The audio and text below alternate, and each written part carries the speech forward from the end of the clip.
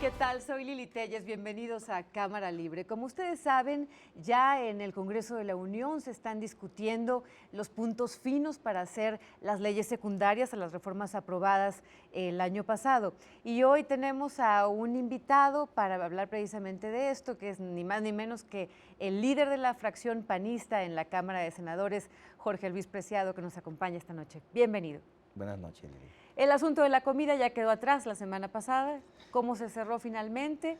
Finalmente, pues reconocimos, había sido una comida con nuestros empleados y creo que se salió más allá de lo que fue la comida, en virtud de que se prolongó más de 2 horas.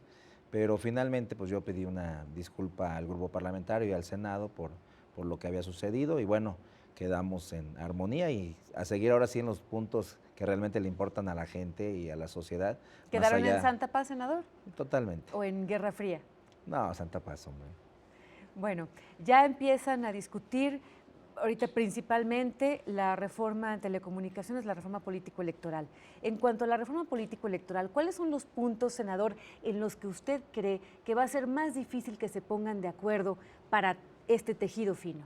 Pues tenemos que ponernos de acuerdo en la Ley General de Partidos, en la Ley General de Elecciones. Hay que constituir al Instituto Nacional Electoral por parte de la Cámara de Diputados. Hay que empezar a ver nombres, perfiles y llevarlos a su evaluación y su nombramiento.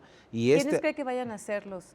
¿Que se van a llamar consejeros también? Se van a llamar consejeros del Instituto Nacional Electoral, y estos a su vez tienen la responsabilidad de nombrar en cada estado a cada uno de los consejos electorales estatales. A los panistas en el Senado, ¿quiénes les gustan para consejeros? ¿Nos puede adelantar algo?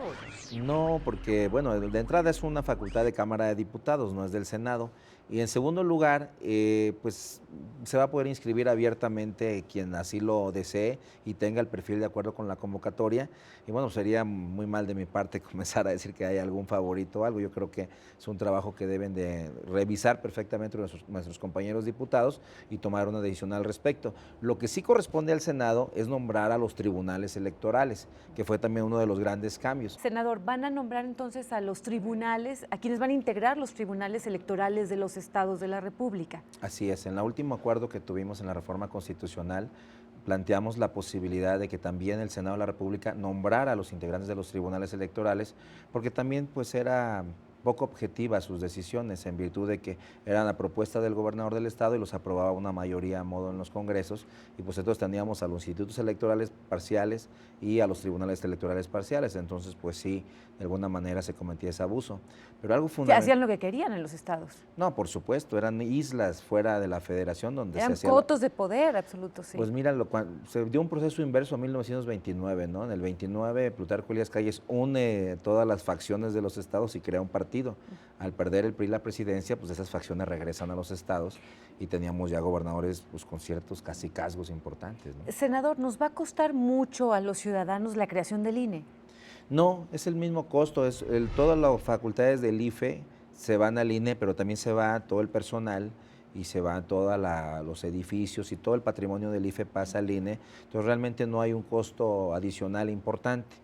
Entonces realmente igual lo mismo va a suceder en los estados, los presupuestos destinados para los consejos electorales ahora pasarán a los institutos electorales de los estados. Realmente no hay un cambio sustancial en términos económicos. ¿Qué otro punto de la reforma política electoral siente usted que va a ser para mucha discusión? Los temas de causales de nulidad de elecciones. Hay tres causales que sí nos han complicado la vida. Uno, cuando se utilizan recursos del Estado, a través de programas federales o programas locales para favorecer a cierto candidato, nosotros establecimos en la Constitución que eso fuera causal de nulidad de la elección y que el candidato al que se le anulara la elección ya no podía volver a competir en la siguiente. Pero ahí lo difícil es probarlo, que no, porque el sexenio pasado se usaron muchos recursos de programas federales precisamente para apoyar candidatos, pero ¿cómo ¿Cómo lo prueban? ¿Cómo funcionaría esto? Mira, nos pasó en Veracruz ahora, el 7 de julio del 2013, donde presentamos la denuncia penal y las grabaciones del secretario de Salud, del secretario de Finanzas, diciendo y condicionando los programas a favor. Metimos 57 denuncias. Entonces, sí lo podemos probar. El detalle es que aun cuando lo probaras, no es causal para que anulara la elección. Ahora va a ser causal. Ahora sí va a ser causal. Ahora sí, pero también pusimos como causal de nulidad, y eso hay que cuidarlo, cuando haya recursos de procedencia ilícita. Es decir, que de pronto se demuestra o el candidato no demuestra de dónde obtuvo ese dinero que empleó en campaña, pues también tienen que ser causal de nulidad para evitar recursos del narcotráfico en las campañas electorales. Y en tercer lugar, el rebase de tope de campañas. De pronto tienes que gastar 100 pesos y se gastan 1,000,000 y no pasa nada, ganan la elección y punto, pagan una multa y se van a su casa a seguir despachando. Entonces ahora rebasar el tope de campaña también va a ser causal de nulidad directa. Rebasar el tope de campaña. Cuando es financiamiento por una causa ilícita, ¿se refiere específicamente a cuando viene el dinero del crimen organizado? O cuando no acreditan de dónde viene, porque pues, no necesariamente puede ser del crimen organizado, simplemente. O sea, si fuera de empresas privadas también. Pudiera ser. ¿También sería causal para anular? Sí, porque de pronto sucede algo, de pronto tenemos un candidato que llena la ciudad de espectaculares, por poner un ejemplo. ¿Y quién lo financió? Y entonces no se sabe quién lo Digamos financió. que fue un empresario. Sí, pero no aparece. Si el empresario dice, sí, yo pude aportar, pues él puede aportar de manera legal. Pero si encuentran que ese empresario dio más de lo que tenía que dar, ¿va a ser causal? Sí, si rebasó el tope de campaña, sí. Entonces, y también no se permite que particulares hagan campaña a favor o en contra de un candidato, porque de lo contrario, pues volvemos a la misma ficción jurídica. De pronto una empresa dice, me gustó tal candidato y empieza a financiar espectaculares por todos lados. Nos ha pasado al revés también. De pronto hay empresas que compran todos los espectaculares para que el candidato que puede comprarlos ya no lo pueda hacer en virtud de que ya fueron adquiridos por una empresa que le hizo el favor al otro de que tú no pudieras montar ni siquiera tu publicidad. Hay muchas formas de hacer trampa, las estamos contemplando en las causales de nulidad y bueno, creo que va a ser una buena ley. Que van a ser una especie de lista de todas las trampas que se hacen. Sí, por ejemplo, la más difícil, por supuesto, es la compra de manera ilegal en materia de medios de comunicación, ¿no? De pronto alguien sin contrato previo empieza a aparecer en todos lados, en todos los medios, y cuando tú lo cuestionas, lo que te dice, lo que sucede es que me invitaron. Y entonces eso es muy difícil. Entonces es uno de los temas que se van a revisar, no sabemos cómo vaya a terminar, yo espero pues que quede pues lo bastante equitativo para todos los candidatos, ¿no? Eso es muy complejo, porque por ejemplo, uno como periodista, si queremos invitar a los candidatos, ¿nos van a decir que no? Sí, es una complejidad, o la otra es que por lo menos pues inviten a los dos, ¿no? O para equilibrar, la verdad es un tema muy complejo, ¿eh? Muy complejo, porque muy es casi difícil. Meterse a decirnos cómo hacer nuestro trabajo a los periodistas. Sí, realmente, no, pero no solamente en términos de medios de comunicación, por ejemplo, ahora que estamos regulando telecomunicaciones, el celular pasó de ser un aparato móvil para hablar por teléfono a ser todo un elemento de procesamiento de datos. Un elemento de vida, casi biológico, indispensable. Sí, entonces es datos, sonido y video. Entonces de pronto una empresa quiere favorecer a determinado candidato y manda un mensaje a celular, ya sea en video o en lo que sea, y ese mensaje le llega a 50 millones de personas que tienen celular. Entonces, ¿qué hacer para regular esa inequidad? ¿Sí me explico?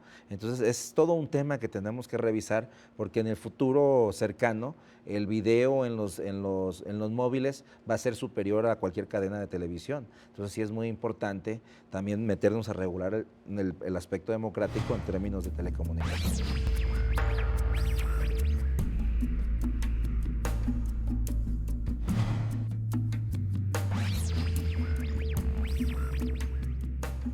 ¿Qué otro punto en términos de telecomunicaciones tienen como muy difícil de poder destrabar?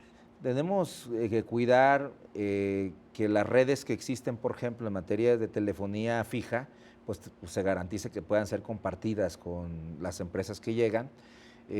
Declarar preponderante algunos monopolios que controlan el 80 o el 90% del mercado. la creación de nuevas cadenas de televisión con las reglas bastante claras, pero sobre todo las licitaciones que se vienen para la banda 2.5 y la 700. Pero además tenemos casi 20,000 kilómetros de fibra oscura que también tiene que ser utilizada, y también todos esos puntos finos para que nadie se vaya a aprovechar de esta gran reforma que va a implicar inversiones de 15,000 a 30,000 millones de dólares, pues realmente sea en beneficio de la gente y no en beneficio de algunos cuantos. Como senadores panistas, valga la redundancia, y usted en lo particular, como el líder de los senadores panistas, ¿les puede preocupar o dar miedo enfrentar, por ejemplo, los intereses del hombre más rico del mundo en este caso?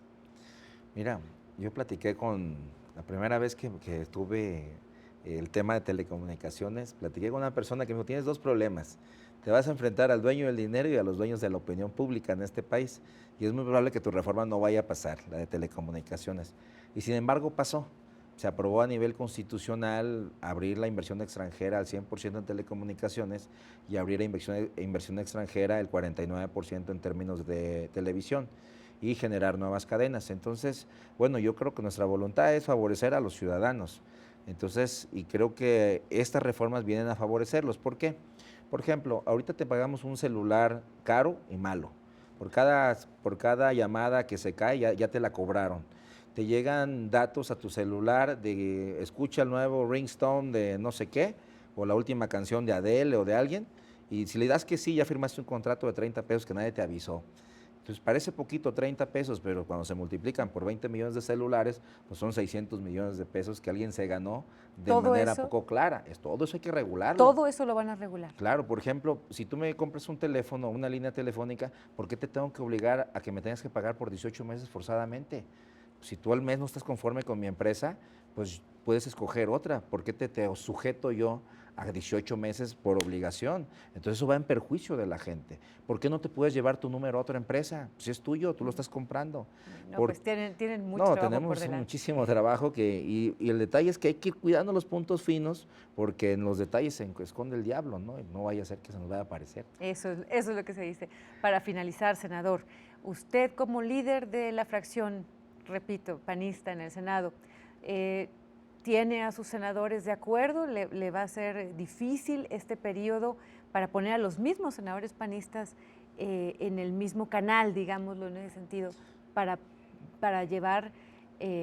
poder sacar adelante la reglamentación como ustedes, los panistas, lo tienen previsto?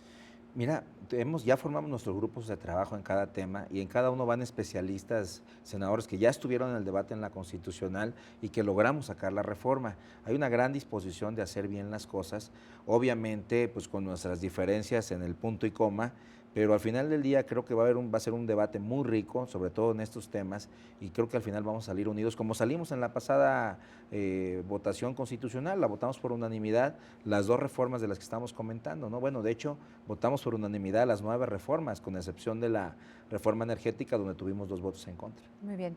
Senador Jorge Luis Preciado, gracias por estar en Cámara Libre esta noche. No, gracias a ti por la invitación. Bien, nos vemos el próximo jueves, otra vez en Cámara Libre. Aquí tiene usted una cita conmigo. Soy Lili Telles. Gracias y buenas noches.